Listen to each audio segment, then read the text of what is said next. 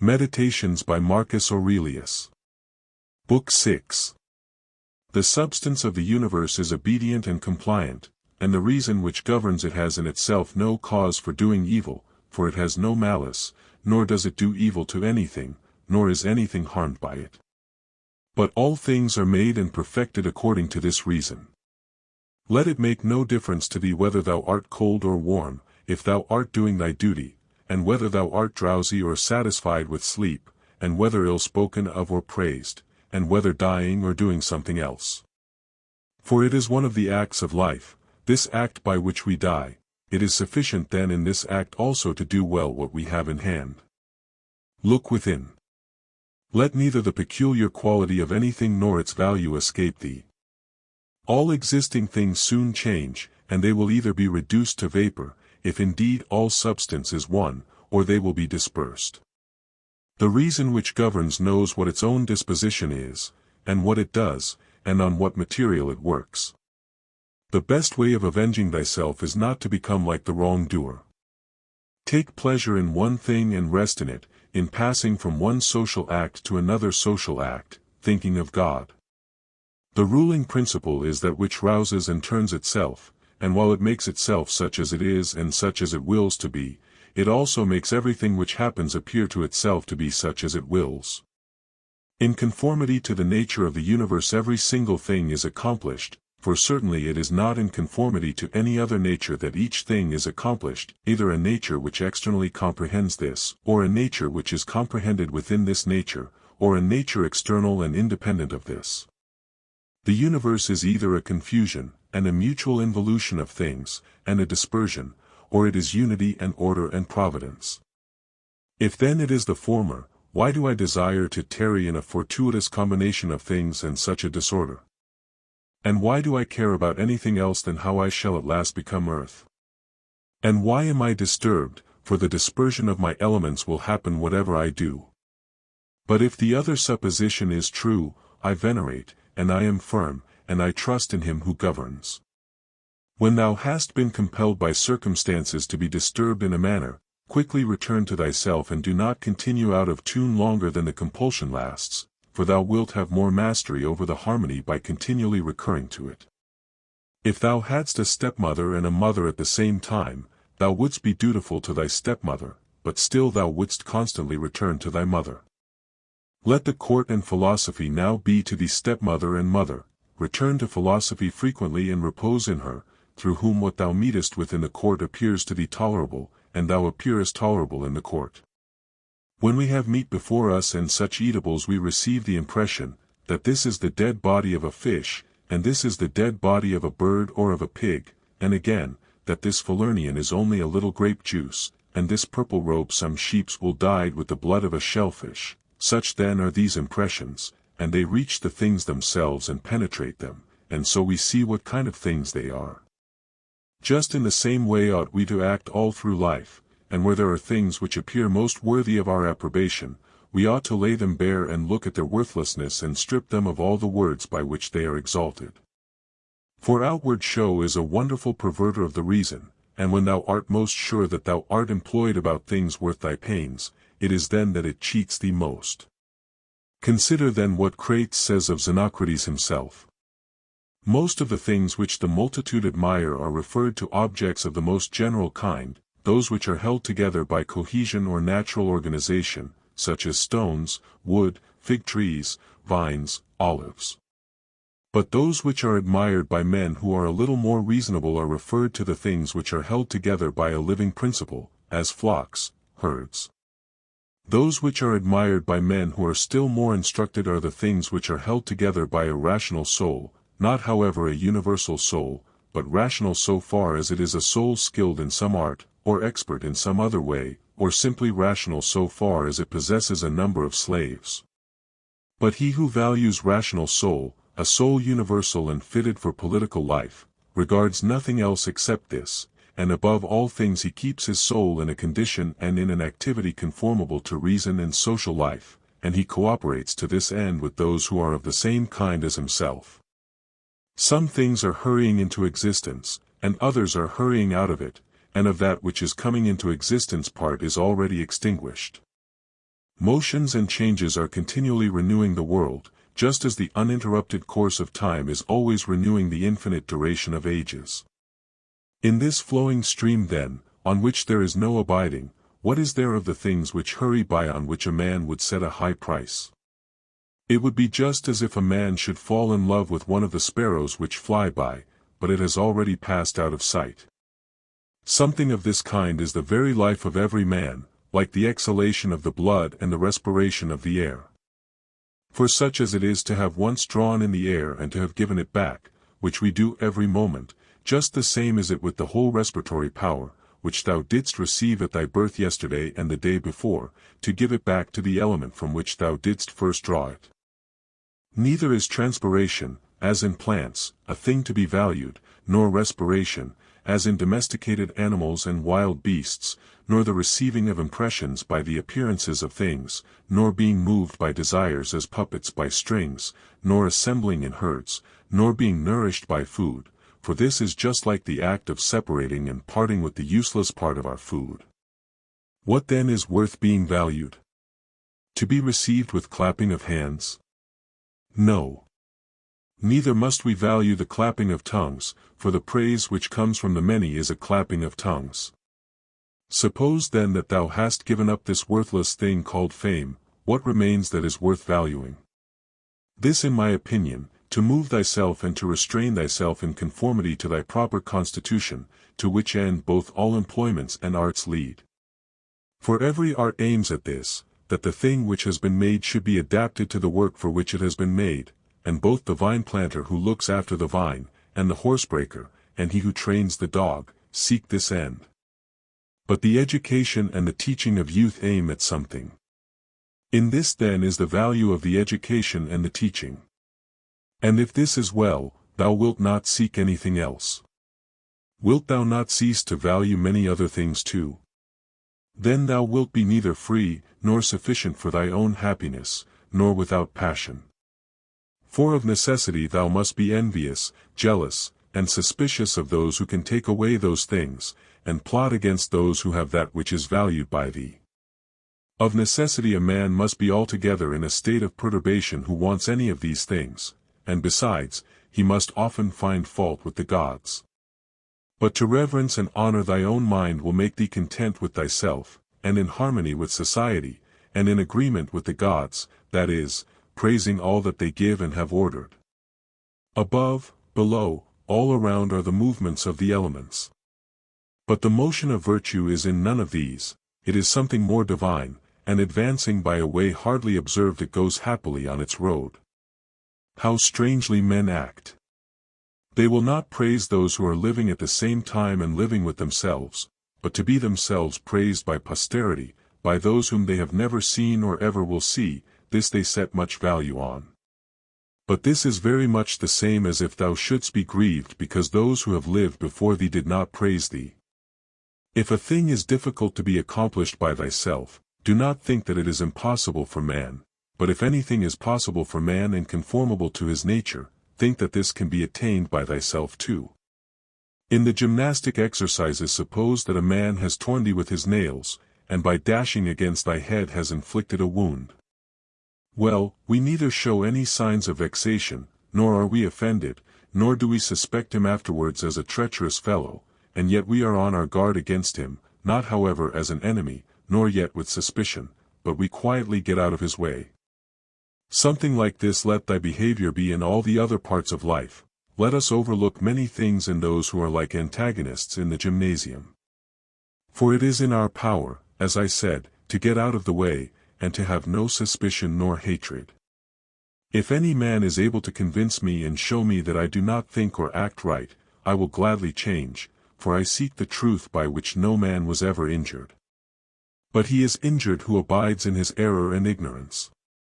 I do my duty, other things trouble me not, for they are either things without life, or things without reason, or things that have rambled and know not the way. As to the animals which have no reason and generally all things and objects, do thou, since thou hast reason and they have none, make use of them with a generous and liberal spirit. But towards human beings, as they have reason, behave in a social spirit. And on all occasions call on the gods, and do not perplex thyself about the length of time in which thou shalt do this, for even 3 hours so spent are sufficient. Alexander the Macedonian and his groom by death were brought to the same state, for either they were received among the same seminal principles of the universe, or they were alike dispersed among the atoms. Consider how many things in the same indivisible time take place in each of us, things which concern the body and things which concern the soul, and so thou wilt not wonder if many more things, or rather all things which come into existence in that which is the one and all, which we call cosmos, exist in it at the same time. If any man should propose to thee the question, how the name Antoninus is written, wouldst thou with a straining of the voice utter each letter? What then if they grow angry, wilt thou be angry too? Wilt thou not go on with composure and number every letter? Just so then in this life also remember that every duty is made up of certain parts. These it is thy duty to observe, and without being disturbed or showing anger towards those who are angry with thee to go on thy way and finish that which is set before thee. How cruel it is not to allow men to strive after the things which appear to them to be suitable to their nature and profitable. And yet in a manner thou dost not allow them to do this, when thou art vexed because they do wrong. For they are certainly moved towards things because they suppose them to be suitable to their nature and profitable to them. But it is not so. Teach them then, and show them without being angry.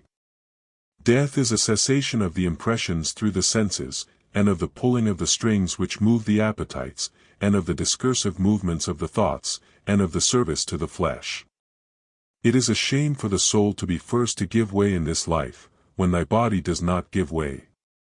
Take care that thou art not made into a Caesar, that thou art not dyed with this dye, for such things happen.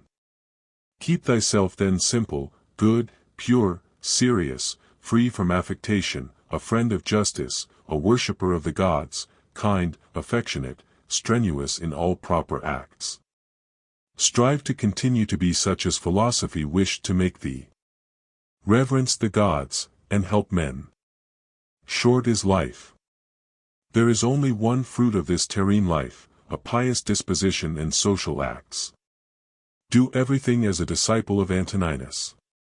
Remember his constancy in every act which was conformable to reason, and his evenness in all things, and his piety, and the serenity of his countenance, and his sweetness, and his disregard of empty fame, and his efforts to understand things, and how he would never let anything pass without having first most carefully examined it and clearly understood it, and how he bore with those who blamed him unjustly without blaming them in return, how he did nothing in a hurry, and how he listened not to calumnies, and how exact an examiner of manners and actions he was, and not given to reproach people, nor timid, nor suspicious, nor a sophist, and with how little he was satisfied, such as lodging, bed, dress, food, servants, and how laborious and patient, and how he was able on account of his sparing diet to hold out to the evening, not even requiring to relieve himself by any evacuations except at the usual hour, and his firmness and uniformity in his friendships, and how he tolerated freedom of speech in those who opposed his opinions, and the pleasure that he had when any man showed him anything better, and how religious he was without superstition. Imitate all this that thou mayest have as good a conscience, when thy last hour comes, as he had. Return to thy sober senses and call thyself back, and when thou hast roused thyself from sleep and hast perceived that they were only dreams which troubled thee, now in thy waking hours look at these, the things about thee, as thou didst look at those, the dreams. I consist of a little body and a soul. Now to this little body all things are indifferent, for it is not able to perceive differences. But to the understanding those things only are indifferent, which are not the works of its own activity. But whatever things are the works of its own activity, all these are in its power. And of these however only those which are done with reference to the present, for as to the future and the past activities of the mind, even these are for the present indifferent. Neither the labor which the hand does nor that of the foot is contrary to nature, so long as the foot does the foot's work and the hand the hand's. So then neither to a man as a man is his labor contrary to nature, so long as it does the things of a man. But if the labor is not contrary to his nature, neither is it an evil to him. How many pleasures have been enjoyed by robbers, patricides, tyrants? Dost thou not see how the handicraftsmen accommodate themselves up to a certain point to those who are not skilled in their craft, nevertheless they cling to the reason, the principles, of their art and do not endure to depart from it? Is it not strange if the architect and the physician shall have more respect to the reason, the principles, of their own arts than man to his own reason, which is common to him and the gods? Asia, Europe are corners of the universe, all the sea a drop in the universe, Athos a little clod of the universe, all the present time is a point in eternity. All things are little, changeable, perishable. All things come from thence, from that universal ruling power either directly proceeding or by way of sequence. And accordingly the lion's gaping jaws, and that which is poisonous, and every harmful thing, as a thorn, as mud, are after products of the grand and beautiful. Do not then imagine that they are of another kind from that which thou dost venerate, but form a just opinion of the source of all. He who has seen present things has seen all, both everything which has taken place from all eternity and everything which will be for time without end, for all things are of one kin and of one form. Frequently consider the connection of all things in the universe and their relation to one another. For in a manner all things are implicated with one another, and all in this way are friendly to one another, for one thing comes in order after another, and this is by virtue of the active movement and mutual conspiration and the unity of the substance. Adapt thyself to the things with which thy lot has been cast, and the men among whom thou hast received thy portion, love them, but do it truly, sincerely. Every instrument, tool, vessel, if it does that for which it has been made, is well, and yet he who made it is not there. But in the things which are held together by nature there is within and there abides in them the power which made them, wherefore the more is it fit to reverence this power, and to think, that, if thou dost live and act according to its will, everything in thee is in conformity to intelligence. And thus also in the universe the things which belong to it are in conformity to intelligence. Whatever of the things which are not within thy power thou shalt suppose to be good for thee or evil, it must of necessity be that, if such a bad thing befall thee or the loss of such a good thing, thou wilt blame the gods, and hate men too, those who are the cause of the misfortune or the loss, or those who are suspected of being likely to be the cause, and indeed we do much injustice, because we make a difference between these things, because we do not regard these things as indifferent. But if we judge only those things which are in our power to be good or bad, there remains no reason either for finding fault with God or standing in a hostile attitude to man. We are all working together to one end, some with knowledge and design, and others without knowing what they do, as men also when they are asleep, of whom it is Heraclitus, I think, who says that they are laborers and cooperators in the things which take place in the universe. But men cooperate after different fashions, and even those cooperate abundantly, who find fault with what happens and those who try to oppose it and to hinder it, for the universe had need even of such men as these. It remains then for thee to understand among what kind of workmen thou placest thyself, for he who rules all things will certainly make a right use of thee, and he will receive thee among some part of the cooperators and of those whose labors conduce to one end. But be not thou such a part as the mean and ridiculous verse in the play, which Chrysippus speaks of. Does the sun undertake to do the work of the rain, or Aesculapius the work of the fruit-bearer, the earth? And how is it with respect to each of the stars? Are they not different and yet they work together to the same end?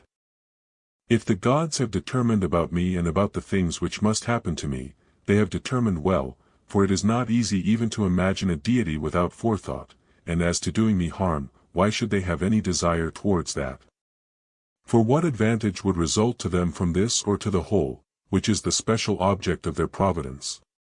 But if they have not determined about me individually, they have certainly determined about the whole at least, and the things which happen by way of sequence in this general arrangement I ought to accept with pleasure and to be content with them. But if they determine about nothing, which it is wicked to believe, or if we do believe it, let us neither sacrifice nor pray nor swear by them nor do anything else which we do as if the gods were present and lived with us. But if however the gods determine about none of the things which concern us, I am able to determine about myself, and I can inquire about that which is useful, And that is useful to every man which is conformable to his own constitution and nature. But my nature is rational and social, and my city and country, so far as I am Antoninus, is Rome, but so far as I am a man, it is the world. The things then which are useful to these cities are alone useful to me. Whatever happens to every man, this is for the interest of the universal, this might be sufficient. But further thou wilt observe this also as a general truth, if thou dost observe, that whatever is profitable to any man is profitable also to other men. But let the word profitable be taken here in the common sense as said of things of the middle kind, neither good nor bad. As it happens to thee in the amphitheatre and such places, that the continual sight of the same things and the uniformity make the spectacle wearisome, so it is in the whole of life, for all things above, below, are the same and from the same. How long then? Think continually that all kinds of men and of all kinds of pursuits and of all nations are dead, so that thy thoughts come down even to Philistion and Phoebus and Origanian. Now turn thy thoughts to the other kinds of men. To that place then we must remove, where there are so many great orators, and so many noble philosophers, Heraclitus, Pythagoras, Socrates, so many heroes of former days, and so many generals after them, and tyrants, besides these, Eudoxus, Hipparchus, Archimedes, and other men of acute natural talents, great minds, lovers of labor, versatile, confident, mockers even of the perishable and ephemeral life of man, as Menippus and such as are like him. As to all these consider that they have long been in the dust. What harm then is this to them, and what to those whose names are altogether unknown? One thing here is worth a great deal, to pass thy life in truth and justice, with a benevolent disposition even to liars and unjust men. When thou wishest to delight thyself, think of the virtues of those who live with thee, for instance, the activity of one, and the modesty of another, and the liberality of a third, and some other good quality of a fourth. For nothing delights so much as the examples of the virtues, when they are exhibited in the morals of those who live with us and present themselves in abundance, as far as is possible. Wherefore we must keep them before us. Thou art not dissatisfied, I suppose, because thou weighest only so many litrae and not 300. Be not dissatisfied then that thou must live only so many years and not more, for as thou art satisfied with the amount of substance which has been assigned to thee, so be content with the time. Let us try to persuade them, men. But act even against their will, when the principles of justice lead that way. If however any man by using force stands in thy way, betake thyself to contentment and tranquillity, and at the same time employ the hindrance towards the exercise of some other virtue, and remember that thy attempt was with a reservation, that thou didst not desire to do impossibilities. What then didst thou desire? Some such effort as this. But thou attainest thy object, if the things to which thou wast moved are accomplished. He who loves fame considers another man's activity to be his own good, and he who loves pleasure, his own sensations, but he who has understanding, considers his own acts to be his own good. It is in our power to have no opinion about a thing, and not to be disturbed in our soul, for things themselves have no natural power to form our judgments. Accustom thyself to attend carefully to what is said by another, and as much as it is possible, be in the speaker's mind. That which is not good for the swarm, neither is it good for the bee. If sailors abuse the helmsman or the sick the doctor, would they listen to anybody else, or how could the helmsman secure the safety of those in the ship or the doctor the health of those whom he attends? How many together with whom I came into the world are already gone out of it? To the jaundiced honey tastes bitter, and to those bitten by mad dogs water causes fear, and to little children the ball is a fine thing. Why then am I angry? Dost thou think that a false opinion has less power than the bile in the jaundiced or the poison in him who is bitten by a mad dog? No man will hinder thee from living according to the reason of thy own nature, nothing will happen to thee contrary to the reason of the universal nature. What kind of people are those whom men wish to please, and for what objects, and by what kind of acts? How soon will time cover all things, and how many it has covered already?